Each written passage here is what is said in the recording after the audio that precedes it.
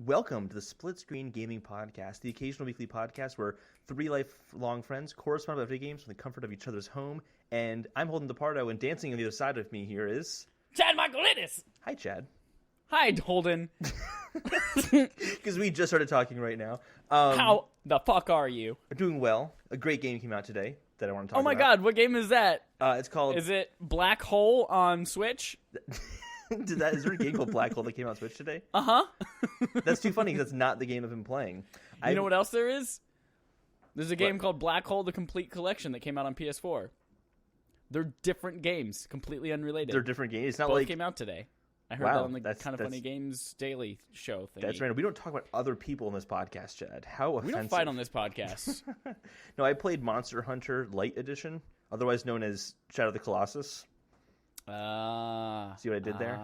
See what there? Because there's only 16 monsters in Shadow of the Colossus, which makes it an inferior game to Monster Hunter World. I guess we're jumping World. right into Holden. What have you played today? I just started. I already told you. Shadow of the Colossus. I played a lot of Shadow of the Colossus. Actually, not that much. I've only done 4 of the beasts. Yeah, that's not a lot. That's a quarter of the game. Yeah, it's not a lot of the game. It doesn't feel like that much. Those first 4 go by pretty quickly. They do. Do they get harder and as you go along, or is this pretty much? Of course they do. Okay, because I'm playing it on hard. How many did you beat last time you played this game? 6. 6. Okay. Yeah, I'd never made it that far in the game. And mostly because it was on PlayStation Now, and the I don't know the lag from playing it online like that, coupled with the really wonky controls. Oh, you were in a couple at the time, and she said you couldn't play anymore. Yes, and her name was Wonky affecting Controls. Your sex life. Mm-hmm. Yep. But goddamn, this game is so gorgeous. I know you've been It is playing the it fucking most beautiful game of American and foreign abroad games? domestic policies. What are you talking It's so good. It looks it's unbelievable. The goodest. It's not even just the long distances where I was riding my horse down this little narrow canyon. You rode your horse in the game too? Did you found the horse? I found the horse too. Yeah, it was hard to find. It's on the steps right at the beginning. I wonder what would happen if I tried to walk all the way to a Colossus. What that would be like? Just how long it would take? Because it's a huge world. I don't know. But anyway, that's something you would do, and that's probably why you got bored with the game last time. That is what I would do. Challenge run. I'm gonna do the game without a horse. I'm gonna do the game without a sword. I'm gonna do the game without doing anything with a sword. I'm just gonna shoot arrows from the top of his head, like Legolas. I'm gonna play the game without a TV. That would be fun. No, it wouldn't. It would be terrible. You only get the vibrations from your controller. That's the feedback you get. I think I bumped into a wall. No, I died. I think I died. I don't know. Let me just hit X to restart and see what happens. Anyway, we're way off track. I was going down a canyon, and you were going down a canyon. Well, I was you were going down a path leading into a canyon. No, I was in the middle of the canyon, and you were going down. Gotcha. Not going down vertically, but going down as in proceeding on the path. That is a limitation. That's very poor word usage there. Anyway, I'm known for that in this. I think poor word usage is a thing that I do. So I'm going down the canyon, and in the distance, use words only for poor people. I'm not going to let you talk about this game. You're not at all. All I've been trying to say is I saw the building you started the game off in the distance when going down the canyon. That was the whole thing I was trying to say. And that draw distance was so it was so grand that it just made the whole game feel really epic. There's the huge spaces. That's a rich person word. I felt bad for only talking about poor people. I had to bring some rich people into this as well. Yeah, they don't. Got to be all inclusive to all the classes. Yeah, all those. Except middle class, they can go fuck themselves. Wow. Wow. I just, this is how I feel. Wow. I'm a Republican. That's how I feel. The claw is our master. So, the draw distance is epic. You look off the side of a cliff. What are you doing, Chad? I don't know. I'm just so hyper right now. Looking off the side of the cliff, and you'll just see these huge waterfalls, and it's just so vast. It's really vast. Yeah. But then when you get close up to one of the Colossus, and Colossi. What was Colossus? One of the Colossi. Khaleesi's. When you got up to one of the Colossus, and the way his hair is moving, and it's just one of the best looking games I've ever seen. The fur in this game is fucking stunning. Yeah, I'm jealous you're playing this on the PS4 Pro as well. Okay, I'm playing this 4K HDR on an OLED TV. So you chose... And I have so much cum in my eyes right now. Did you try 60 frames per second at all? I haven't tried that yet. No. I don't think it'd be worth it. It runs really smoothly already. Yep.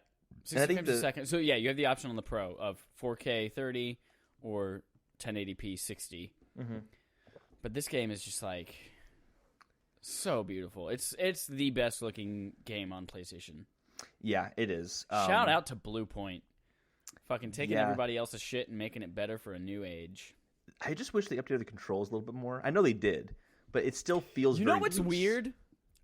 So I've played this game for about an hour. Mm-hmm. I beat 2 Colossi so far. And it's amazing the muscle memory. I found myself continually pressing triangle trying to jump. You can flip that. That's how the old controls were. You can take the modern control scheme and then just flip the jump button. I don't want to do that. You want to do it the way the developers intended it to be done? Oh my god. Both of them were the way the developers intended it to be done. Mm-mm. Because the first was the original developer, the second was the new developer. But one is the default the developer intended. So what's changed, Holden? What's changed in this game? One, you know more about that than I do. The save mechanic has now changed. It's autosave, just like everything in the world should be by now. And instead of kneeling at those little shrines to save, you're kneeling at those shrines to revive your health and. Okay, but your health recharges anyway. Your grip recharges. Does your health recharge? Yeah, my health is recharged. I don't know. I just haven't been hit yet because I'm great. But yeah, you used to have to save at those little pedestals, which was frustrating. Obnoxious. That's very frustrating. So I love that. Gorgeous visuals. Everything's completely built up from the ground. Remake. It's not. I would go as far as to say that this is in terms of just visual fidelity, the best remake of a game because it doesn't. I mean, I remember enough about playing the game originally that I remember the feel of being in that world and how I felt traversing it, and I still got that same feeling. It still felt like the same world, but it was just goddamn gorgeous the entire time. GDG, goddamn gorgeous. Patented by Holden DePardo. Holden DePardo from Texas. Only 5 years. I don't have an accent. 5 years from Texas. My name is Holden DePardo. That sounds like a really bad Oscar-winning movie. That's a really bad Oscar-winning movie there. 5 years from Texas. 5 years from Texas, starring Chris Pine. I was going to say, what was his name? Chris Hemsworth. Oh, you're still on that joke? Mm-hmm. It's been like 10 seconds, Holden. Oh, we're past that. I'm sorry. Yeah, so this game's gorgeous. I think we should save any kind of discussion because we'll obviously be talking about this again multiple times through this month, and I think we should have like a proper discussion of like, what was your favorite Colossus? Of the Colossi, which one is your favorite? I'm gonna say Colossi. Who's the best Drago? Just people are in on that joke. There was this review that I found online where throughout the entire review he refers to the Colossi as Colossi. Colossi. And I was fighting one of the Colossi, and I'm like, oh, please stop. It drove me nuts. But it's funny. Downvote. I didn't using downvote Reddit it. terminology like someone who's ever used Reddit before. I've never used Reddit before. I was once just like that, and then I discovered the wonders of Reddit, and I haven't stopped. Your mom. Mm-hmm. What else did you play aside from SOTC, Sutka? Well, I played some more Celeste. I'm on the last level now, but I'm taking my time. But I did want to talk about how many times I've died, because you beat the game. I did. I beated it. Yeah, and I actually want to hear your thoughts without spoiling too much, because I don't want it to be spoiled for me. Spolt. But tell us about your death count. I don't actually know what it is off the top of my head. It was like 1,000 or something like that. I don't know. Let me look on Twitter, where I posted the screenshot, tagged some people, and it was liked by Fezd IRL on Twitter. Contributor of 2 subscriber interrogatives. Does he have 2 this week? No, but 2 in the past. Gotcha. God, I was confused. You stupid whore. Oh, so stupid. I have. So I got 63 strawberries, and I died 1,171 times. Did you try any B-sides? No, that was just me playing through the game like regular. That might explain the discrepancy then. So I have 70 strawberries now, but I have over 2,000 deaths. Yeah, you do. Because I've been doing some of those B-sides, and holy shit, are they hard. Yeah. They require... Like, I thought the game itself required some precise controls, and you really had to, do things perfectly. There are things where it's like, you can't just do them perfectly. You have to get lucky, and the circumstances just have to work out for you. It's one of those... But that's probably just because I suck, and someone's like, no, if you do X, Y, and Z, then you do it perfectly. And I don't even know how to do Z, so I can do X and Y, and then I'm stuck at the end of part of the level. And It's tough. It's really Z tough. is so hard, man. No, but like it's one of the last letters of the alphabet that you finally get to master. I did. When you do, you know the whole thing. Next time, once you sing with me. Shut up. So, I did. Was it the second? Is it the third level where you have like the hotel? No, not the hotel. It's the one with That's like the space jelly stuff where you kind of like swim that's through the fourth level. Okay, that one. I was playing that one on the B side, and there are points where there's nothing for you to interact with except for that jelly stuff. And when you swim through it, you have to kind of time your dashes perfectly to get to the next jelly thing, or sometimes it's just one long strip of it, and you have to like weave your way through it to get to the end, so you can shoot your way through horizontally across the whole thing. If that makes any sense, Sure. if you can picture that. Yeah, absolutely. Meanwhile, you're getting chased with your dark side. Yes. While you're also collecting some of the like blue circles that unlock doors. And it's just there's just so much you have to think about at once while being completely 100% precise with your jumps and your dashes. It's insanely difficult. So hard. Sounds insane. It's insane. So I probably won't try those. I didn't even beat the one I was just talking about, that B-side level, and I died 400 times. Yeah, that's nice. Yeah, it was really frustrating. But then when I played the regular game again, I was really good at it all of a sudden. Yeah. Oh, yeah. I just jumped in the deep end, and then I was swimming in no time. There are apparently like things you learn in the B-sides that like techniques that you didn't know you could do in the original one. Like, that's a good point. When you're in the jelly stuff, you can actually jump once you are in the jelly stuff. So when you leave, you kind of jump up higher, and you kind of change your trajectory a little bit. So there's definitely some things that you learn in that game. But now I'm on the final level as well, and do you want to talk about Chapter 6? Chapter 6 is one of my favorite things of any game ever. Yeah, it's pretty damn good. It's so freaking good. Hashtag maybe spoilers. We won't talk about spoilers. I really love the kind of the battle you have at the end of that. Mm-hmm. And I love how incredibly perfectly paced it was. Yeah. You never spend too much time, well, unless you're like super bad at the game. You never spend too much time on any one screen, and I felt like I had such a good kind of roll going from screen to screen to screen, and I'm hunting down this thing that I'm chasing. I don't want to spoil anything, but it's a really amazing and really well designed chapter that even starts out with a really like a 10-minute conversation that is incredibly like real and normal and dealing with depression and learning. Hey, how does that feel? What is it like? The whole time I'm like, this game's about depression. The whole time I'm playing this game, I'm like, life is hard, but you persevere, you push through, and you'll feel better. Like, it's okay. Like, these are just down points you will have at life if you have depression. And the whole time I'm thinking that's what this game is about. And then they literally just say it. Like, how's your? You start talking about depression, this whole conversation around it, and then I don't want to ruin how they through the gameplay represent that depression. But I thought that's what made that chapter so good is kind of what you're talking about, the thing you're chasing. Yep. That's just your battle with depression, and it was really great. God, it's so good. Just it's $20. If you don't play this game, I think this is a must-play game. It is a must-play game. It's on everything. Game.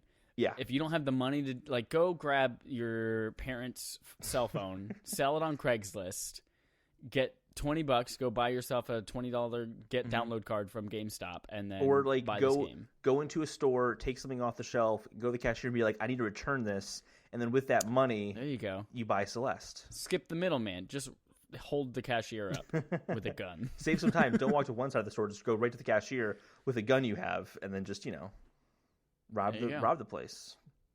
Convenience stores are preferable. Make sure just stay at home. Grab your parents' credit card number, put it into the thing, and I think the returning an item you didn't buy is the easier of those, though. That's true. That's because then if you have the cash, you need to buy it digitally. You got to go buy a Visa gift card, and then it's a whole mess. You're right. So buy it. Let's not do that. Buy it. It's great. Support the developer. Matt makes games. Great. I think this will be one of those games we're talking about at the end of the year in terms of best games of the year. Oh, fuck yeah. It's hard to picture something meeting this caliber throughout the year. So, very, very exciting stuff. Did you play anything else besides? Did you play? That's all I played. We're still on what you played. Well, we've been kind of talking about both of our games. Yeah, because we both played both your games. Yeah. You said it's like a bad thing. How dare you? I don't know why I said that. Oh man, yeah, I played some more shit. You did? You played more games than I did then, because that's all I have. Still right now have the song from the safe areas in the Surge stuck in my head. Oh, I played the Surge as well. There's that, which is our game of the month, by the way. It's game of the month. Game of the fucking month. Oh, shout out! It is, if you have an Xbox and you haven't yet bought this game, it is $20 this week on Xbox on the Microsoft Store. So go download it. Nice. And as you guys are beating it, share your experiences with us, what your favorite parts were, through splitscreengamingpodcast@gmail.com or tweet us that or something like that. Or if there's another new method of contacting us sometime later in the month, we'll let you know that too. I'm not laughing at you because I'm like, he doesn't know it. I'm laughing because I can't even help you because I don't know it either. No, words are going through my head and I'm thinking, should I be saying these words? Yeah. But yeah, contact us. Let us know, and then at the end of the month we'll read some of your experiences with the game. We'll talk about it ourselves. So the Surge had that stupid song, the Oh, I've never noticed that at all. It's that country song that plays in the... I don't know any of the words because it's country. And it plays while you're in the safe areas. I think that might only be in a certain area, though, because I don't recall any country song. It is only in the area where you like upgrade your armor and contribute all your shit. The med bay area? Yeah, it's only in that area that it plays. And it's like kind of on in the background as if it's playing on the radio. But is it only... because I'm still in the second area. Is it only in the third area? It's in every single level so far. Wow, I'm really dumb then, because I've not noticed that at all. So dumb. Do you even play with the volume up? The one... No, I don't like volume. No, the one I do like is when you leave, Volume is an okay game. Mike Bithell. I never played... I do know that's a game. I've never played it before, though. Every time I leave the med bay area, there's that woman who says... be sure to look out for your fellow workers because they look out for you too, or something like that. And I always thought that was really, really funny, and a little witty. It's good. We won't talk about it though. So Surge, great, good. Keep going. It. I also Alta beat Celeste. It's dead now. Congratulations! It was fantastic. I loved it. I tweeted about it. Are you gonna go back and try to get more strawberries? I might. I don't know. I think it kind of like will go the Super Mario Odyssey route where I'm like, I really, really enjoyed the time I had with this game. I don't know if I'm going to now grind a whole bunch of other shit in it. I've enjoyed going back to play. I know you have, because you got a 999. I'm not talking about Mario Odyssey. I've enjoyed going back to previous levels in Celeste because you'll be surprised by how many different approaches there are to each level. I know. Did you ever have trouble with the flying? I know that about you because you got all the moons in Super Mario Odyssey. Yes. Did you ever get a flying strawberry? Yep. Okay. I didn't understand why I couldn't get them at first. Your mom. I didn't realize you couldn't dash. Your mom. So I figured that out finally, and I started getting those ones. Did you get all the gems? If I get anything, I'll probably go back and get 4 blue hearts so I can do the epilogue. Oh, there's an epilogue. Cool. Those... I haven't found any blue hearts that I can get, at least. I found one in one level where... It's the hotel level, and it's before you get in to the hotel. I don't think I got that one. I saw that blue heart. I got the it's like boxed in, and I don't know how to get it. Yeah. I have no idea how to get that one. So yeah, you need 4 blue hearts. There are also gems. I've gotten like a yellow gem, but yeah, I found one of those. That's probably the only thing I'll ever go back and get is to just experience the epilogue. Yeah. But so Celeste beat it, had a really great time, amazing platforming, really great down-to-earth story about depression. And then I was like, wow, you know what would really be a good transition? Xbox checkbox! Welcome to Ori and the Blind Forest. Oh, how was that? I played Ori and the Blind Forest. I really want to play that game. So that game, first of all, the art style on it is soup's tits. That's a good thing. Oh, okay. I couldn't follow that slang. That's short for really good. It's like this everything looks like a really fantastically hand-painted oil painting. And then it has the different layers that kind of, as you move, the different layers will move at different speeds, so it has that parallax effect. Oh, I like that effect a lot. And then also Rayman Legends does that too. Yeah, and they have like this like shadowy foreground that like you almost never notice until you see like a giant shadow of a frog stand up and hop off the screen super far in the foreground, and you're like, oh my god, that's so cool. It kind of gives this depth to this world, even though it's a 2D platformer. And just like Celeste, it has some really, really cool and interesting, innovative platforming mechanics and different things that it introduces. and it's a really huge world. Is it difficult like Celeste is, or is it more? I don't want to say simplistic, but like it's not like demanding. Celeste, where it's like you have a screen and it's really hard. You're figuring out how to get through it, and then you like instantly respawn. Mm-hmm. It's not simple. It's not like Mario platforming. It's like a traditional 2D Mario game, but so it's there are difficult parts of it, definitely. Okay. But it also is lacking a lot in the story. Like I just came off of Celeste. I'm a little spoiled. I don't know why I always thought that had a strong story to it. That's what I thought too. But so far, all it is one giant long run-on sentence that's only spoken in 4-word fragments about every 10 minutes by this big ominous voice that just speaks like, well, you haven't beaten it yet, so maybe I know. I'm only like a third of the way through the game.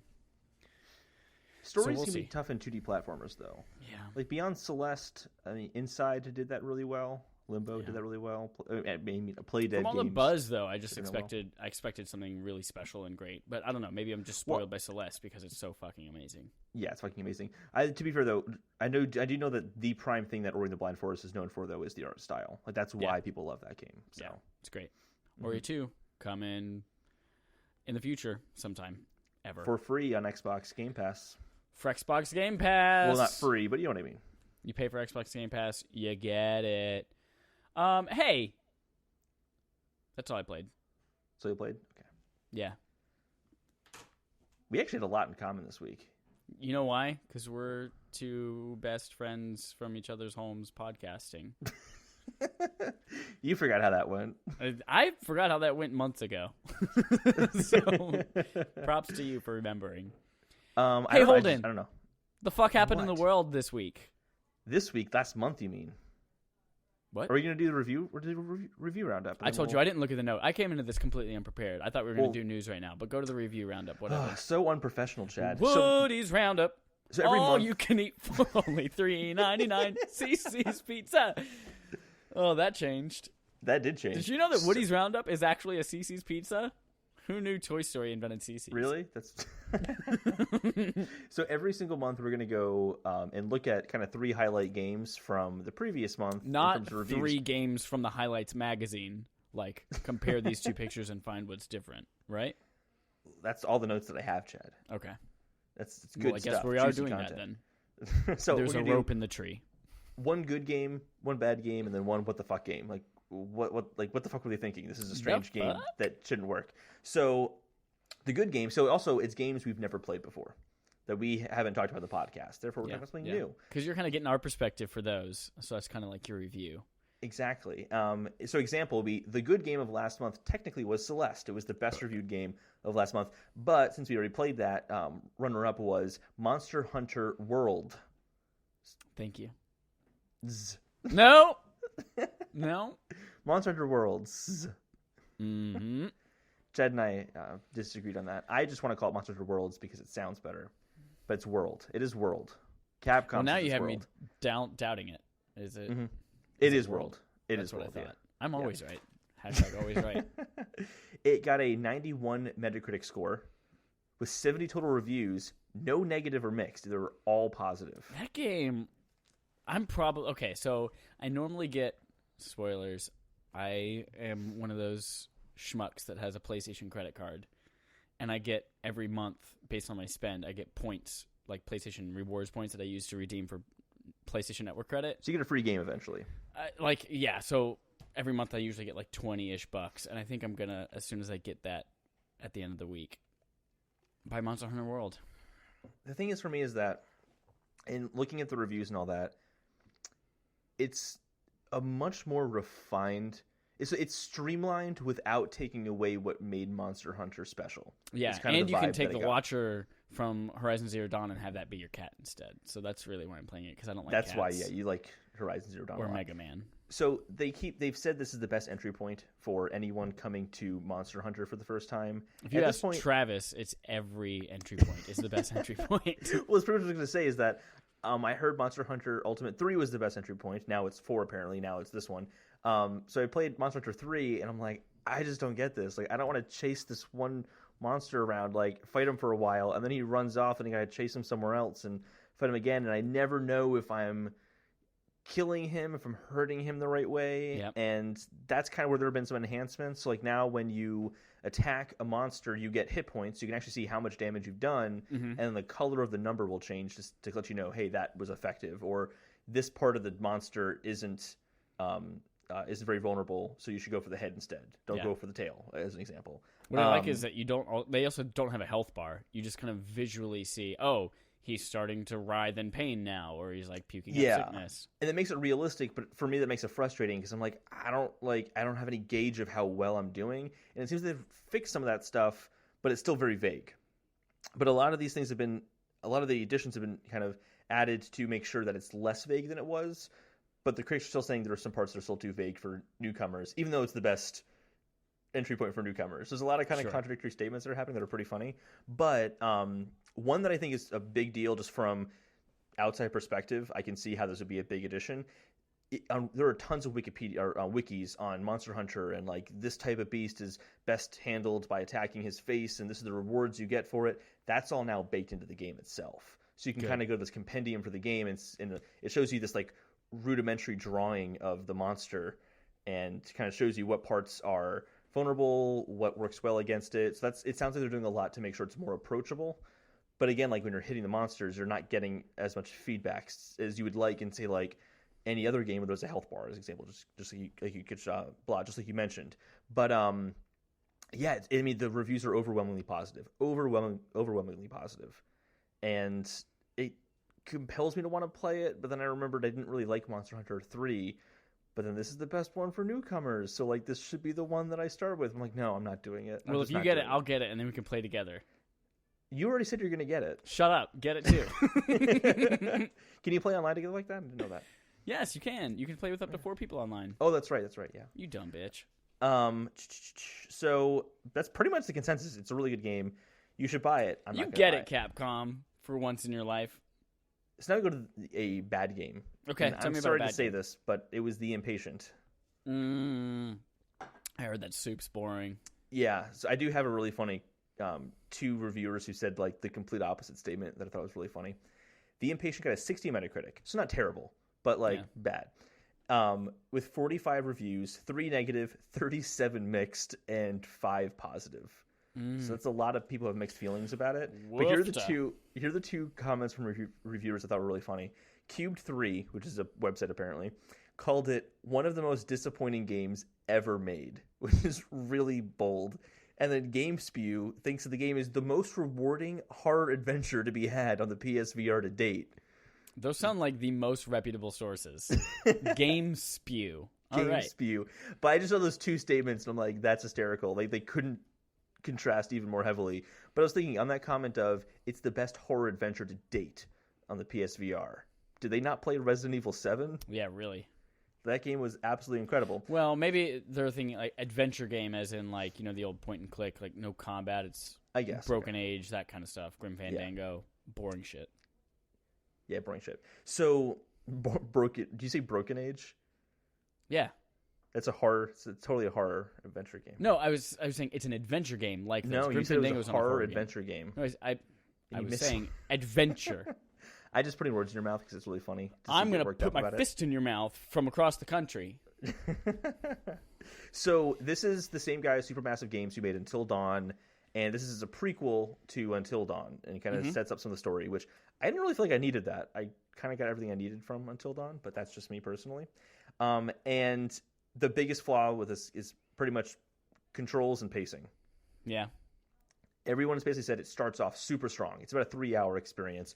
The first hour and a half is awesome. It's really, really, you're really involved in what's happening with the story. But then the last half, it just drops the ball so hard. And there are just long sequences of you just following people as they walk down hallways. So here's the thing. Yeah. It's also an easy platinum, apparently. So you're going to get it anyway? Maybe. If it goes on sale, it's $40 right now. I'm not going to pay $40. Yeah, it's $40. That's the thing, too, is it's really expensive for its asking price. And I think it's because they expect you to... for 3 hours? Like, Well, you probably have to play it multiple times. I don't know.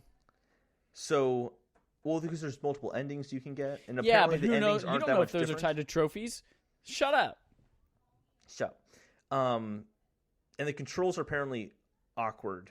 And I was even watching some videos, and just like, it's one of those PSVR games where you can use the motion controllers, and you just kind of have these floating hands, and like the hands look so bad. They barely move. They just don't move that much, and it looks super fake and just unpolished. Didn't look too strong. But the good thing people are saying is that if you really enjoyed Until Dawn, you want more of that in terms of the story, not necessarily the same game mechanics. Yeah. You get more of that story. It takes two full game playthroughs. I just looked it up. So that's 6 hours. You don't want to do that. Well, once you play it once, I'm sure you can go through it much quicker the second time. Yeah, we'll see. So that was the bad game of the month. Then we have we have a really bad game of the month now, and this is a game I had no idea about until today. And man, does this game look really strange. It's called Oh, Sir, the Insult Simulator. There's literally O ... Sir. There's an ellipsis in the title. A title is. Are they like old Englishmen who are like, I can't believe you said that. Oh, sir, how dare you say that? Kind of, yeah. So basically, the premise of the game is it's kind of like it's set up like a fighting game. You choose your character, you choose like the environment it's going to take place in, and then you're just throwing insults at each other to reduce their health points. And then once you brought their health points out of the way, then you've insulted them enough. And that's the point of the game. But there's a board in between you where you have fragments of a sentence, and you piece them together to make your insults. I wrote down some examples because these insults are some of the worst I've ever heard. They're really bad, and they're not insulting. But then the game decides for you how many hit points that insult was.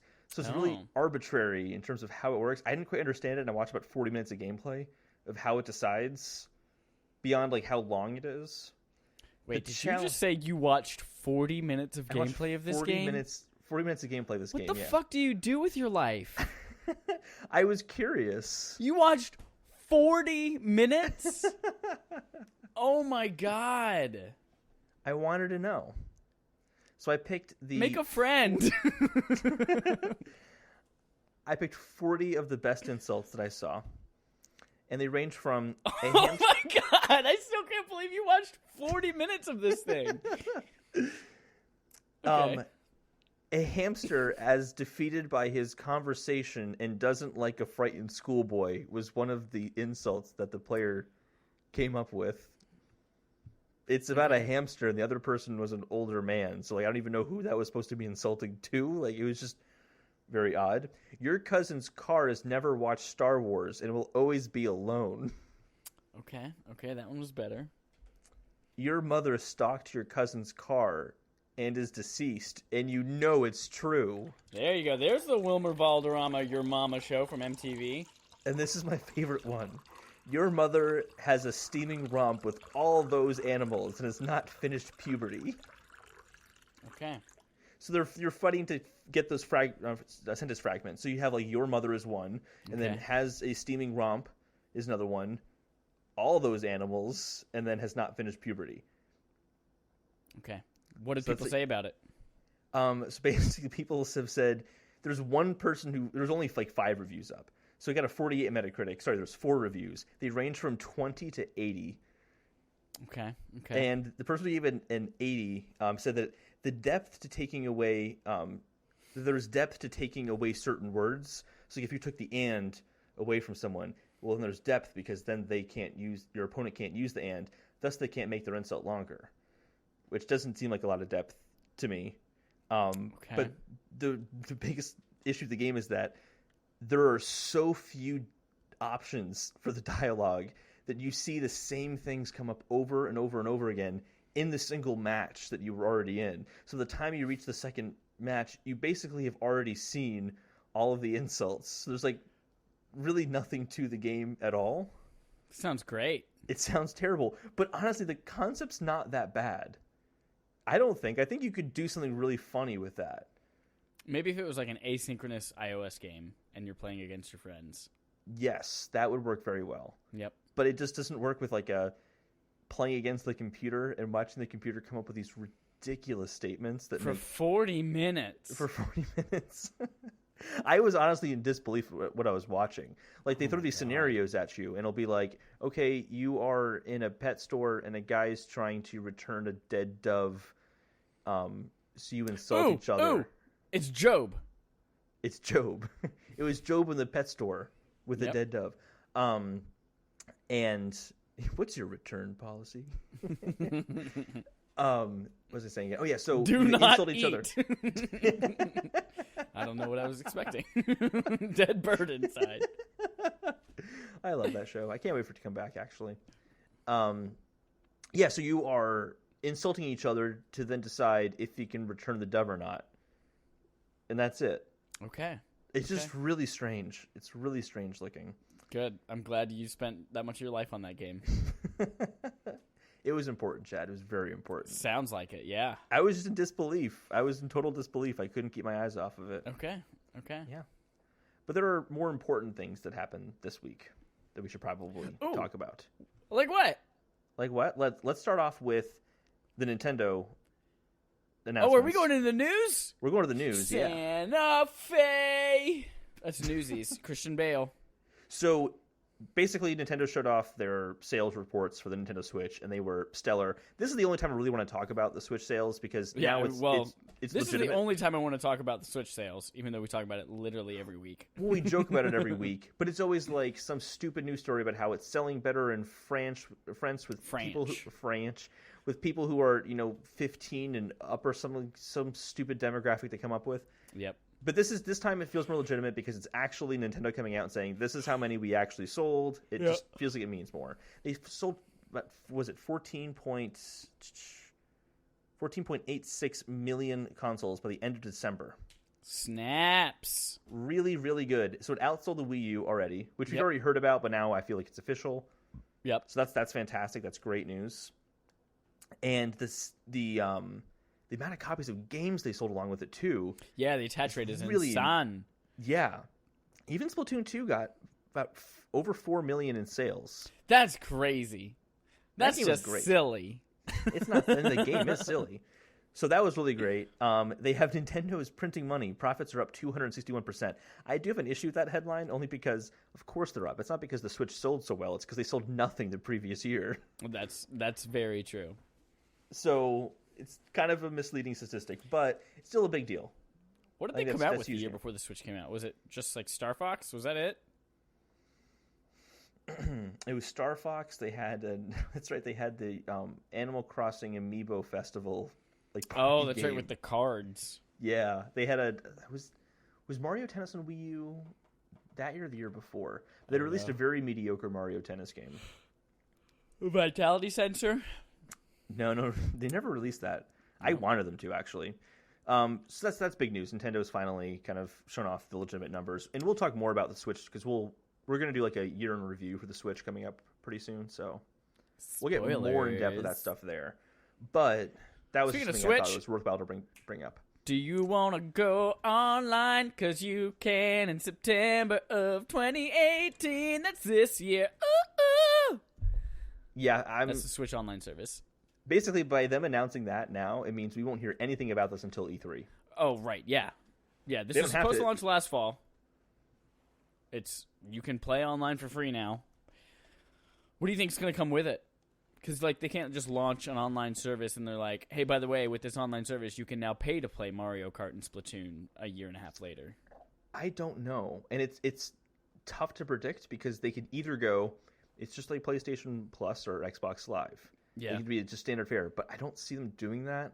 I see them doing something that's going to be really strange and make people scratch their heads and just won't be understood. And I'm really worried they're going to take some bizarre risk.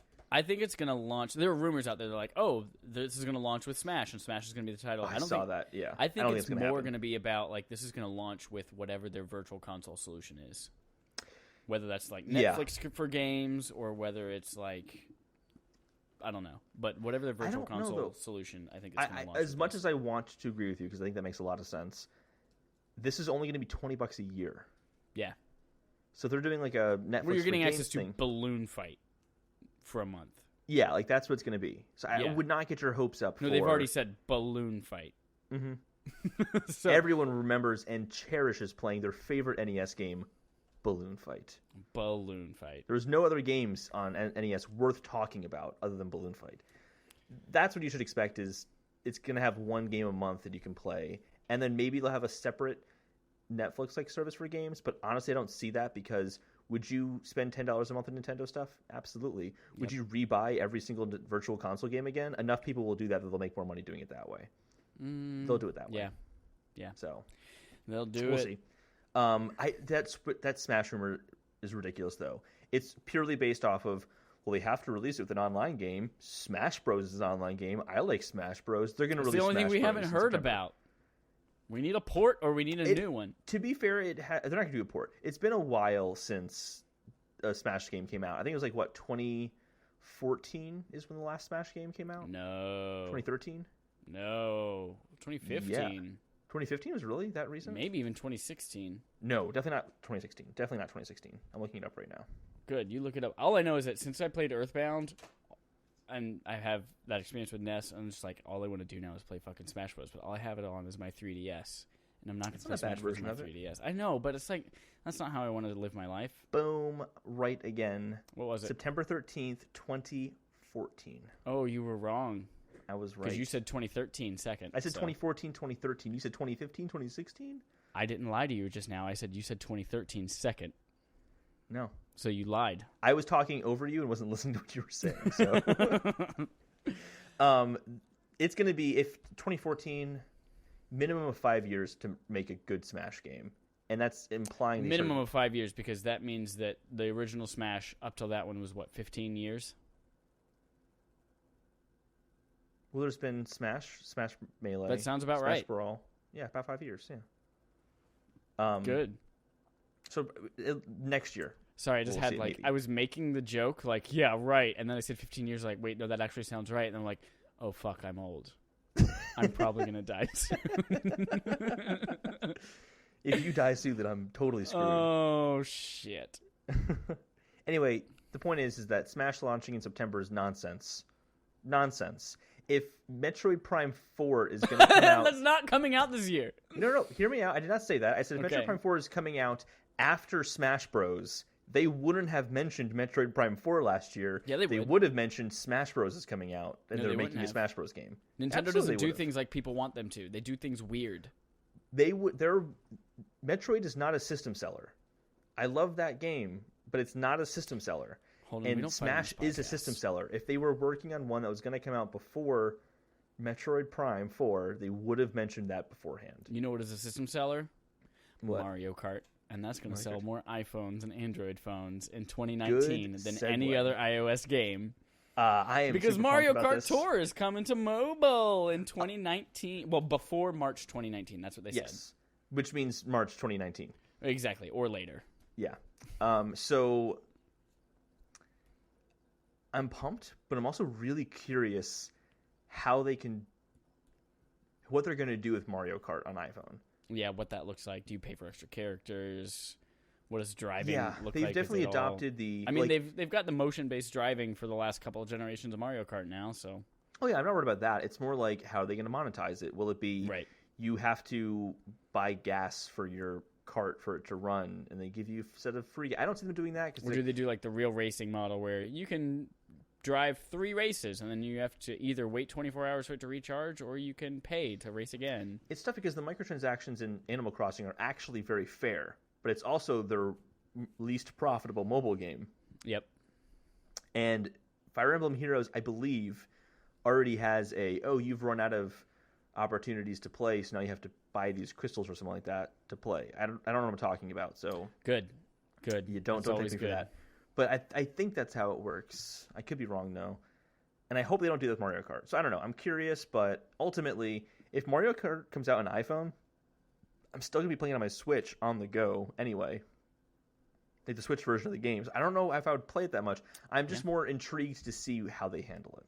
Sure. You know what else I'm intrigued to see how they handle? What? I don't know. What's next? Next? The Mario animated film that apparently is now really actually happening.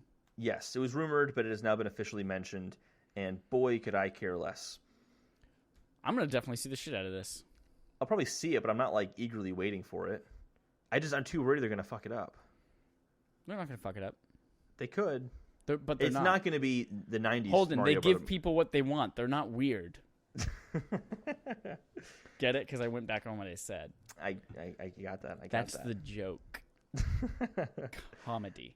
I don't know. We'll see what happens with that, but it's not coming out for a long time, so. Hey, but you know what's coming out sooner than that? On April 20th? Nintendo Labo, and you can create your own shit. Just like I said that last week, and you were like, no, Holden, you're crazy. And I'm like, no, you said that 2 weeks talking ago. Now. Okay, well, I said who's talking now? Ago. John Travolta. Look who's talking too. A dog. That'll be fun. I think Nintendo Labo is going to be a lot of fun for people. Not me, though. Yeah. I'm not going to buy it. I think what's cool, though, is that you do like get those basic, like, kind of block coding type things to code. When I hit this button, this happens. When I touch on this, this happens. So you can actually take existing things like the piano and you can make it into a guitar. Mm-hmm. Or you can cut out your own creations out of cardboard and program however you want. That is one thing that was more complicated than I thought, is how advanced some of these kind of custom create your own could be. If you can make a guitar, that's pretty involved. Yeah. That's pretty cool. So I'm kind of curious what people start to come up with. I think I'm more curious to see online videos of, this is what I made with Labo. Did you see the online video from Kotaku about them like figuring out that the IR sensor is actually an infrared camera? Oh, is it really? Yeah, like the RC. Isn't that what IR stands for? Infrared? Well, it's kind of like it's not so much a camera as it is like reading the signals and things like that. Yeah. But if you look at it, the video they do, you can either drive the RC car by pressing either motor on the side to drive it to spin it left, right, or go forward, or they have a heat sensing mode where you put a heat source in front of it, whether it's your hand or something warm, and the IR camera, you can actually see the video feed from it, and it has like the heat map of everything around it, and it will go towards whatever's warm. That's awesome. Yeah. That's really, really cool. That's fantastic. Well, you might not be able to do anything cool with these new controllers, but they're going to be more colorful, because in March we have 4 new DualShock colors coming. Are you fucking kidding me? Do you remember 3 months ago when we did the shout out to the DualShock 4 segment? These are cool. You can do cool things with them. They have a touchpad and a light bar on the front that shows you the different things in Uncharted Lost Legacy. They're not heat-seeking. You don't know that. I'm pretty confident. Maybe it's a feature no one's discovered yet. I mean, they can fall off the table and move with the vibrations, but it's not because they're chasing something that's warm. Yeah. They do look pretty sweet new colors, though. They do. I think that was notable. I like the DualShock. It's a good controller. Yeah. I kind of want to customize one, though. Yeah. I'm surprised Sony hasn't done that, because it's a very cool feature of Microsoft's dealio. Microsoft. What else is happening in PlayStation World, Chad? PlayStation World. Hey, the PS Plus lineup for this month is actually live right now. You get Knack. Ooh, Knack. Gonna get my knackered in my knickerbockers. Anyone from the UK, if you listen, is that pants? You also get Rhyme. Underwear. I'm actually Knickers excited to play underwear. Rhyme for free. Knickerbockers, is that underwear? No, Knickers. I think Knickers is pants. They're like short pants. I thought that was underwear. No, Knickers like, yeah, they're short pants that are like cinched around the calf. As someone who's a theater major and knows about period clothing. What were we just talking about again? Rhyme. That's basically what I wanted to say. Rhyme is now free for PlayStation Plus, so I'm excited to see it. I will play Rhyme. I was hesitant because it didn't get reviewed very well, but if I'm not paying for it. You know what else, though? Rhyme is also on Xbox Game Pass right now, so. Very cool. Very cool. Your mom. You played Knack, didn't you? No, I didn't. And I won't. It's free. I hit the little button to add it to my cart so I can get it, but I will not play it. Well, I'm going to. I know you will, because you're going to spend 40 minutes looking at this trash video about an insult game that doesn't make sense. So you might as well spend 30 hours playing Knack. So Knickers, we were both right, actually. In America, it's loose-fitting trousers gathered at the knee or calf. In Britain, it's a woman or girl's underpants. That's kind of like how the word fanny in America is your butt, but in Britain, it's your vagina. Oh, really? Yeah. Interesting. Which is why I knew that because in The Mummy Returns, there's a scene where Brendan Fraser's wife said, "Those are my knickers," and she pointed to her underwear. I knew the fanny thing because in the show Hulu, that's on Hulu. The called show Misfits. Hulu. Shut up. It's very called Misfits. confusing it's about show. There's some people who are on community service and they all get superpowers. It's very funny. He says, "She's got a big fat fanny," and he points to his crotch. I was like, "Oh, gotcha." Got it. Doesn't mean a bum. No, Doesn't not mean a bum. It's not a bum. Or a rump, as they would say. You know what else is not a bum? One Chad? more. What? No, yeah, go. This is a very big one. Because it's not a bum. This is not a bummer. What? I should say it is a bummer. Just tell me. Red Dead Redemption 2 is delayed again. Oh, no. October 26, 2018. Make it as good as you need to. I'll wait, but I'm not happy about it. Yep. It's all for polish. Yep. Polish. It's all for the Polish people. And that's going to be a great game when it comes out. I know it. It's going to be awesome. Yeah. Cannot wait. Also coming to Switch. It's coming to Switch. No, it's not. You're a liar. No, Shut up. I just feel like saying that. But what it is coming to Switch, apparently, according to rumors, is Call of Duty Black Ops 4 has been rumored. Oh, God. Apparently there's also going to be a Switch version of that game. I don't know why that was my reaction. Oh, God. I'm so concerned. Black Ops 4 is coming. What are we going to do? Is gaming dead? Oh, God. Sorry, it's continue. It's going to have HD Rumble support, apparently. It's going to have motion controls. Oh, no way. Apparently. You're going to have a shooting game and the controller's going to vibrate? How revolutionary.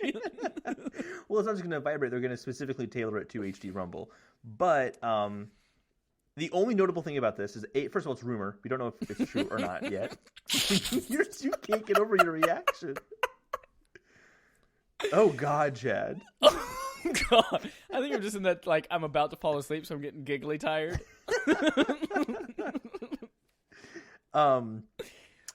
It means that if they're supporting the Switch, that if Call of Duty's coming to the Switch, that's a good sign for third-party support going forward. Is it, though? Is Call of Duty actually coming? We'll find out, but Call of Duty was on the Wii. I mean, yes, if it's coming, then yes, it's a good sign, but... Yeah, it came out on the Wii before. Yeah. So we'll see. Do you know what Call of Duty also came to? What? PlayStation Vita. Yeah. And it was a trash pile. That was a really bad game. Yep. We'll talk about that next week. Oh, that's adorable. We'll talk about Vita next week. Actually, what's funny is in the article, it literally says, however, the abject disaster that was the last time Call of Duty was brought to handhelds, Call of Duty Black Ops Declassified on PS Vita. Yep. So it could be terrible. Absolutely. We'll see. Did they mention that it's, which of the three studios is this? Is this Treyarch? Is this? Black Ops is Treyarch, yeah. Did it mention if they're doing the Switch version or are they they are not outsourcing to another the company? Switch version. There was a company, but it was a company that has made Call of Duty games before, apparently. Where was the developer? So it's going to be like when Spider-Man 3 came out. And it was or it could like be a really Beanox. shitty feature incomplete version where like you didn't even get some boss battles on the Wii version. Just reading this over. Cool.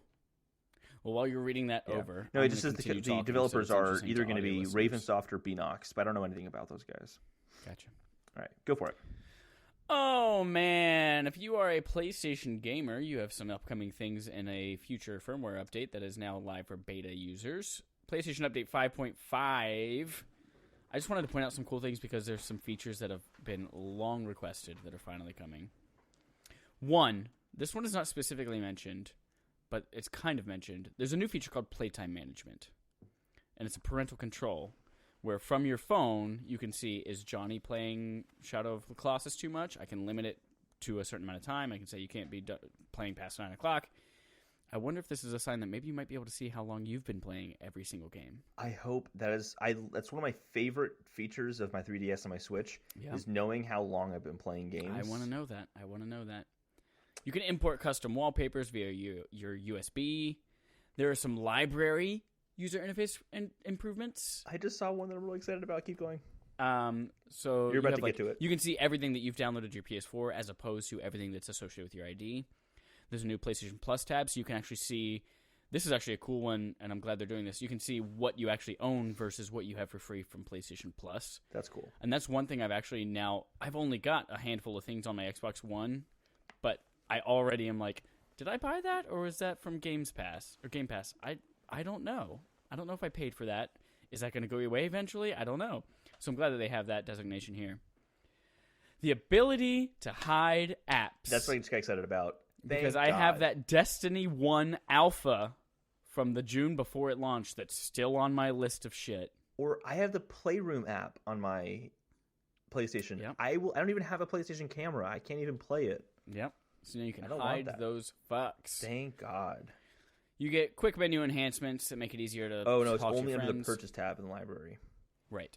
Damn it, notifications so I can't hide update. Playroom. Crap. Notifications update. So anyway, Chad, I was going to say... Background music on PlayStation Now. And then if you have a PS4 Pro and a 1080p TV, you have a system-wide option for super sampling rather than just some games that already do that in-game. Mm-hmm. So mostly just I hope they give us playtime and the ability to hide shit. It's going to be real cool. That's fantastic. That's fantastic. That's what you sound like. That's fantastic. My name is Holden. I also import crab. Sad Sony news, though. Oh no, what happened? Who died? Arakita, Evita, dearly beloved. That's Rent. No one died, but someone's leaving Sony. Oh, they might as or well stepping die down as CEO is Kaz Hirai. Oh, Kaz Hirai. And Kenshiro Yoshida is named as the replacement. No relation to Shuhei Yoshida. No relation. This is interesting because Andrew House just left. Kaz Hirai is now left. Or they're no longer in the roles they were before. Andrew House didn't leave. He's just now on a different part of Sony. Well, you know what I mean? Like, he's not in the PlayStation side. Right. And technically, Kaz Hirai was CEO of Sony, not necessarily PlayStation in particular. Yeah. I think what's interesting to me about this is that PlayStation 5 is probably going to be coming out relatively soon. Yeah. And this could be pointing towards a change in direction, possibly. Like, I don't really know to what extent Andrew House and Kaz Hirai had on the marketing and the planning behind PlayStation 4. I imagine they had a pretty significant hand in that. And the PlayStation 4 has been killing it. Like, its messaging was so on point. What's it going to be like for PlayStation 5? I was feeling very confident going into PlayStation 5 that Sony would handle it really well. That might not be the case because we don't know who's really filling those spots and what their kind of philosophies are on gaming. We know who's going to fill that spot. It's Kenichiro Well, Yoshida. I guess we don't know what their stance is on how things are currently being done, what else they would like to do. Do they want to get rid of single-player games and do... he was the CFO, Chief Financial Officer, so it's not like he was a stranger to Sony and its business. He was a very high-ranking individual in the company. I don't think it's doomsday like you're saying it is. I don't think it's doomsday. It just brings a little bit of a concern. That's all. I just think it's an interesting thing to keep a watch on. Yeah, I didn't have a lot of uncertainty going into PlayStation 5. Now I'm curious. How is this going to be handled? That's all. Benjamin Button. George. Curiosity killed the cat. All right. Whatever that means. Do you like Sonic? I don't. But if you do, you can find out about it in March. There's going to be at a South by Southwest conference. They're going to basically talk about the future of the Sonic games. I really hope, because I actually haven't played any Sonic games. To be clear, I played every Sonic game growing up. And I loved them all as a kid, and then I realized as an adult they're bad. And I watched the cartoon as my And then you played cartoon. Sonic Mania, and you loved Sonic Mania. I did not play Sonic Mania, and I will not play Sonic Mania. I thought you played Sonic Mania. I did not. You definitely played Sonic Forces, though. Did not. You definitely played Sonic Forces. Why would I pay money for a Sonic game? I have not paid money for a Sonic game since Sonic Adventure came out on the PlayStation Network. I added the story in because I'm like, oh, Chad liked Sonic Mania. Maybe he'll be excited about this. Nope. Will be interesting because that's a franchise that gets shit on a lot. Doesn't get a lot of love anymore. Minus Sonic Mania last year did. So I'm curious if they've learned a lesson from that. And they're going to go back to the roots. We'll see.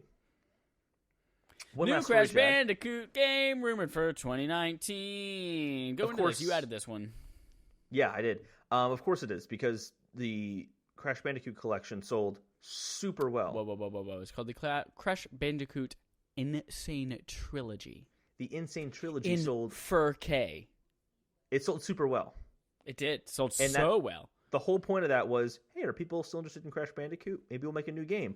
Turns out, yeah, they are. They're very interested, so we're going to get a new game. So it's still on my PSN wish list. I just can't convince myself to spend the money on it because I never played it as a kid. I only played it in the Uncharted 4 game. Yeah. I don't know.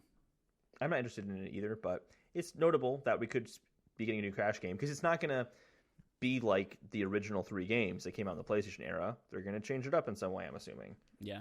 So we'll see. We'll see. We'll see, boys. Also, I also have a non-news story of the week. That I didn't add to this list. Tell me about the non-news. The non-news of the week is that it's now officially been confirmed that Toad is not wearing a hat. That he just has a mushroom head. That's right. Very important stuff. But it's up to you to guess what's inside. Mm-hmm. I think fungus because it's a mushroom head, and mushrooms it's a fungus. That doesn't make sense. I don't follow.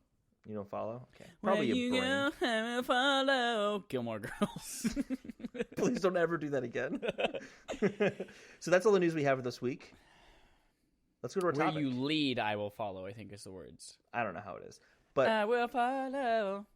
Well, that song is not timeless, and we're going to talk about things that are timeless. Oh my god, is that the topic this week? That's the topic this week, is timeless games. And now, Holden.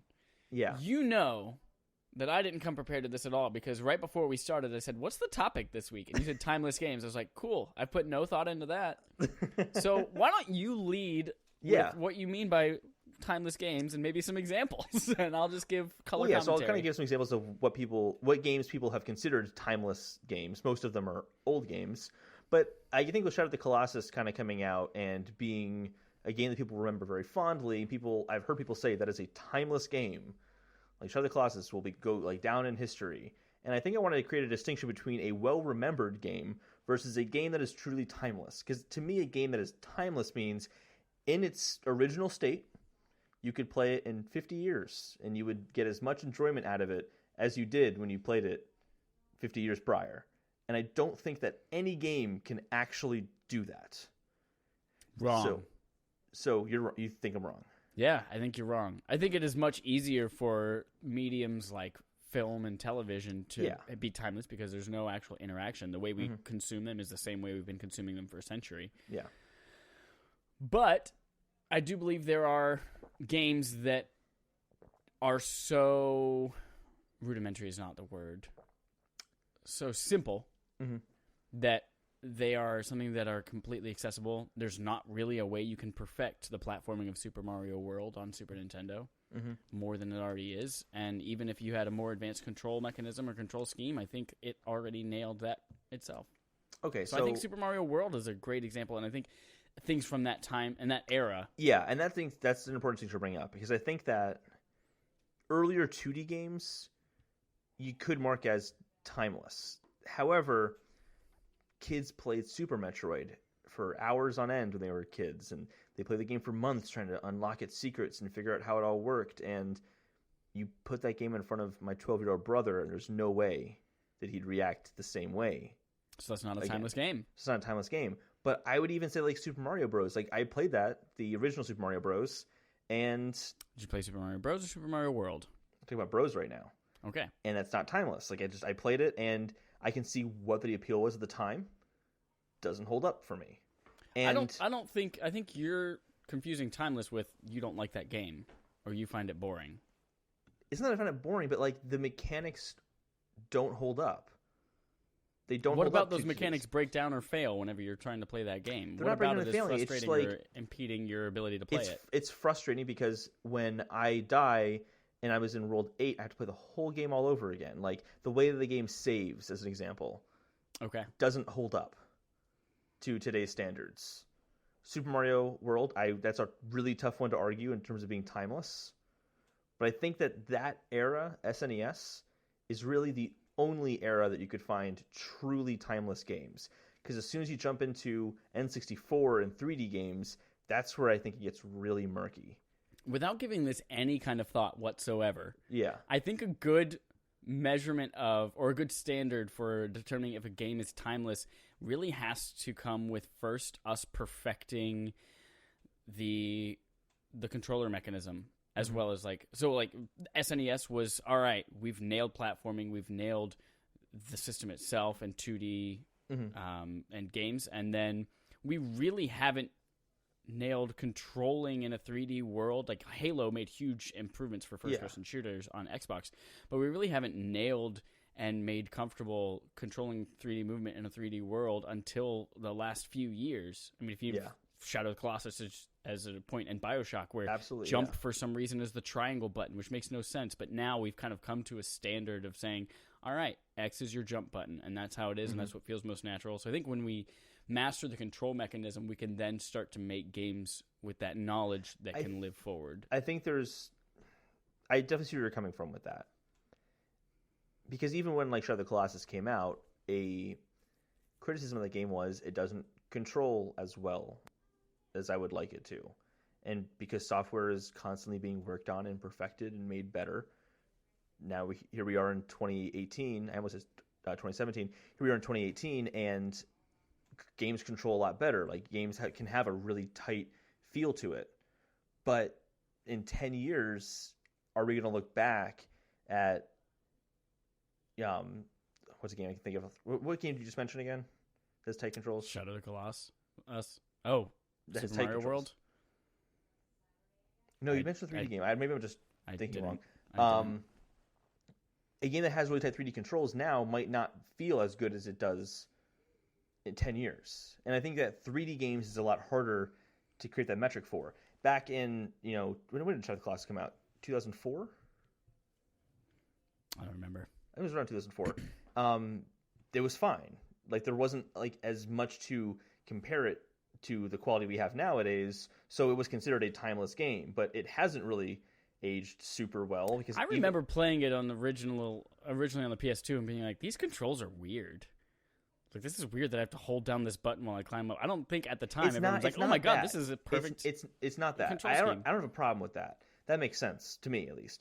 But it's the aspect of like how the camera works. Like even in the current version of the game, I can't keep the camera still to save my life sometimes. Like I want to keep it while I'm riding a horse at a certain angle, and I let go of the stick and it goes right back to the way it wants it to be. And I feel like I'm always battling with the camera in that game. Does that detract from it being timeless? I'm not offering an answer here. I'm really just posing the question of, does that take it away from being like a timeless experience? Like what does that timeless aspect really mean? Is I guess what I'm trying to get to. And I think you nailed it with the whole controls were perfected in the SNES era, therefore those games can be timeless. Like Super Mario World is a perfect example. I would say Link to the Past also meets that threshold. Does anything in the 3D era meet that standard of, oh, this game as it is will always be this good? I think we've probably come to a point now where we understand and we've perfected the dual analog stick control scheme, that I don't think anything up until the last few years will even... I mean, we obviously won't know whether it's timeless or not until long from now, but I think when we look back on this a decade from now, it'll be around this time period that we're saying that game came out in 2016, 17, 18. Yeah. Could be considered a timeless classic that anyone could pick up at any time and play. And there are people who think that, and this is also a very subjective thing, because there are people who think the original Mario Bros. Game is a timeless experience because they played it when they were kids. They love that. The original Mario Bros. Game where it's like you're in the tunnels and it's the battle New thing? New Super Mario Brothers, I should say, or New Super Mario Brothers on the Wii. Shut up! Super Mario Bros. On the SNES, on the NES is what I meant. Okay. I fucked up a lot there. You did. Yeah, New Super Mario Bros. On the NES, not a thing. So Super Mario Bros. on the NES, people will consider that a timeless game. That I think it is if you're not bad at it. But I don't. I guess like to me, timeless means that it lives up to. It isn't made frustrating by what we now think of as games. If that makes any sense. Like the ability to save in Legend of Zelda was huge. If you want to play Metroid on the NES, if you wanted to get back to your point where you saved, you had to type in this ridiculous code. But the ability existed. But I don't think it makes it timeless anymore because now you have to hassle with it a little bit to get to do what you want to do. Where we have a much simpler solution nowadays. And I guess the point I'm making is that, like you said, movies. A movie can be timeless because I can watch Ferris Bueller's Day Off and get as much enjoyment out of that today as I did when I first saw the movie. Granted, I wasn't alive when that came out originally, but I think the point stands. Whereas like a game doesn't have that. Software is constantly evolving and constantly improving, and hardware is constantly evolving and constantly improving, so it's harder for a game to become timeless. You know where I think there is kind of a similarity between the games and the movies is when it comes to the introduction of computer-generated graphics. Because it's really hard to go back and watch movies with terrible CGI as people are starting to get that in there. I will say, though, Jurassic Park, the original, holds up surprisingly well. Well, that's because they did it really well. They did it really well. I mean, there are movies like The Phantom Menace. When people came out, and when they came out, people were like, oh my God, that's amazing. And then you go back and watch it now, and you're like, wow, that was really bad. Totally. And the original Star Wars movies hold up better because they didn't really use CGI. But even 2001: A Space Odyssey, that movie holds up so well. Right, because they mastered the practical effect. Yeah. And then they introduced something new, 3D gaming, CGI. And until we master that, nothing's going to be timeless. But even with movies, it's in CGI, it's so much about the artistry behind it that it's really about the artist making it timeless. Because you can have movies that have great CGI nowadays, but it just looks a little off. And I'm not talking about Uncanny Valley, but I was watching... I'm not saying we've mastered it now. No. But it's like animations in Uncharted, I think still look really good, even in the original 3 games, not just necessarily the new one, because there was an artistry to it that made it convincing, as opposed to the power of the console allowing it to be better, or the power of rendering techniques that we have nowadays for movies and video games. There's an artistry to it that makes it that adds that timeless element. If that makes any sense. Yeah, I don't see how that relates to the movie CGI argument we were making. It does, like I just said. So, I was watching. Let's do Jurassic Park again, right?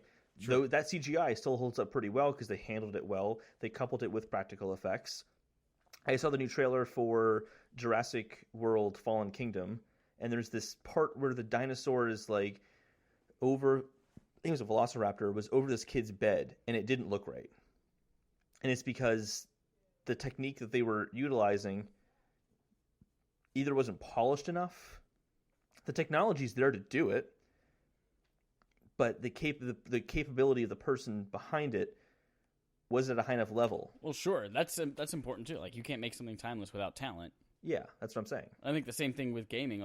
While Super Mario World is timeless because it has perfect mechanics and excellent gameplay, I mean, there are still bad games made in 2D on an SNES controller. Of course, yeah. While we've really, I think, mastered dual analog control schemes now, there are still games that do it very, very poorly. So, yeah, there's definitely a component of talent behind that as well. To kind of get this back on track, I think we can both agree at this point now that you can have a timeless 2D game kind of in that kind of sweet spot of the SNES. In that generation, not necessarily only on SNES, but in that generation of games, because things had kind of been perfected at that point. I'm going to go back though. Can 3D games be? Have you gotten to a point in 3D games where it can be considered timeless? Yeah, I think I've already said that we'll see probably in the 2016, 17, 18 era, those are going to be the first ones that we really see they stand the test of time and they are timeless. Do you have any examples that you've already seen that you think could meet that? Not off the top of my head, no, but I don't think we'll know until a decade from now. Yeah. I don't know. Celeste could be one of those. I think Celeste could be that way. I do think that realistic... Not a 3D game, but... I think that realistic graphics are also going to make that harder as well. Because I remember seeing Mass Effect for the first time, being blown away by how real it looked. Sure. And now I look back and I'm like, that does not look realistic. Exactly. And that's where cel shaded really helps out. Actually, the game that when I asked you the question of what games currently are timeless, the games that popped in my head was The Witness. I think that game could be timeless. I mean, again, we'll just have to see. But there's nothing in that game I see that would prevent it from holding up and looking good. The game's gorgeous. Except for if I get far enough in the game and then I can't solve a puzzle, I can't beat the game. And that's frustrating, and there's something hampering my experience with it, so it's not timeless. But it's not. But the difference, I think you're making the comparison to Super Mario Bros. Yeah, Super Mario Bros. No, I was making a joke about you and Super Mario Bros. The difference is that was frustrating because there wasn't a save mechanic that I'm used to nowadays. There's not an easy mode. I've become accustomed to easy mode and accessibility options, and that's not in The Witness, and that's something new. But there's no puzzle game that has that kind of puzzle game that has an easy mode. There's no easy mode in Zelda puzzles. I'm saying in 2019 and 2020 there will be, and that'll become standard, and then The Witness won't be timeless anymore because we now have easy modes or puzzle solutions in front of us. I see your point. Okay. I don't think it's very possible, but I see your point. We don't know it's possible. It's the future.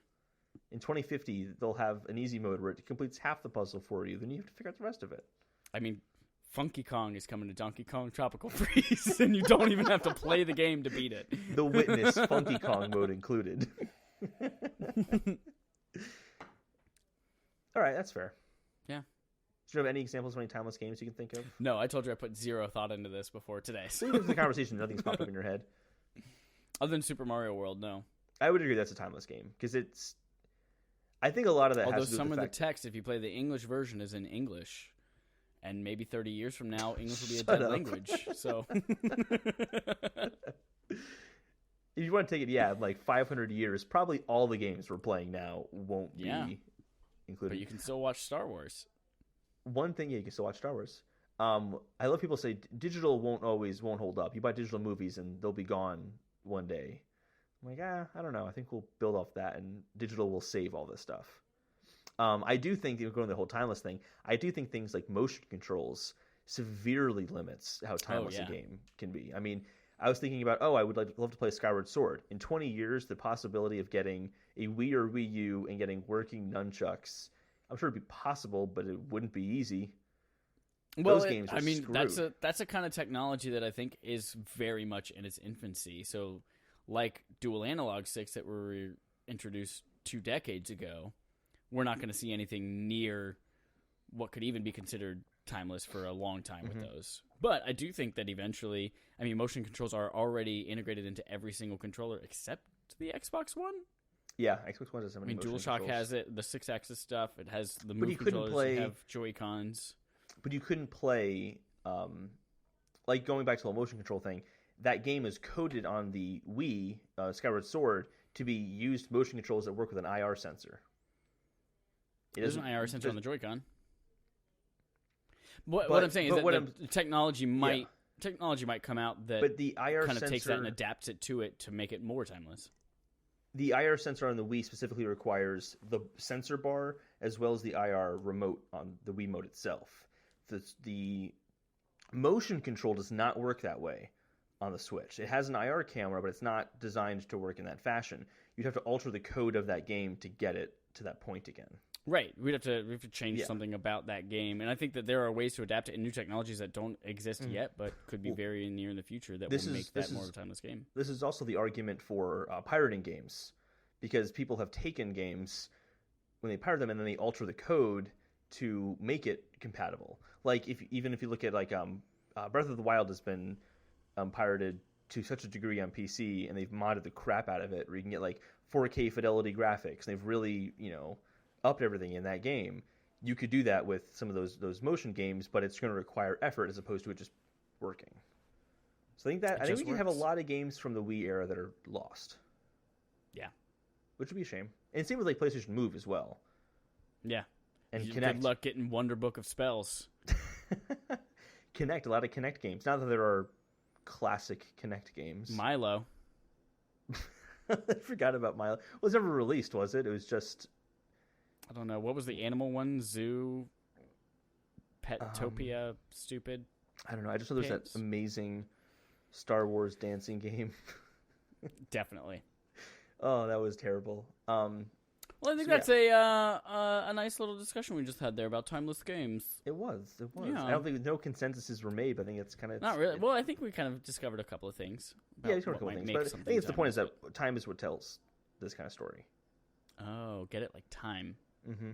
Like less time. Like the movie with Justin Timberlake. Great movie. Yeah. That's actually what's called In Time. Yeah. And then Timeless is actually a TV show. Mary Poppins. I've never seen. Mary Poppins has nothing to do with this. Step in Time. Oh, okay. It's a song from Mary Poppins. Gotcha, I didn't know that. Yeah. They're making a new movie about Mary Poppins starring Emily Blunt, apparently. That's relevant to this conversation. I like Emily Blunt. She's a great actress.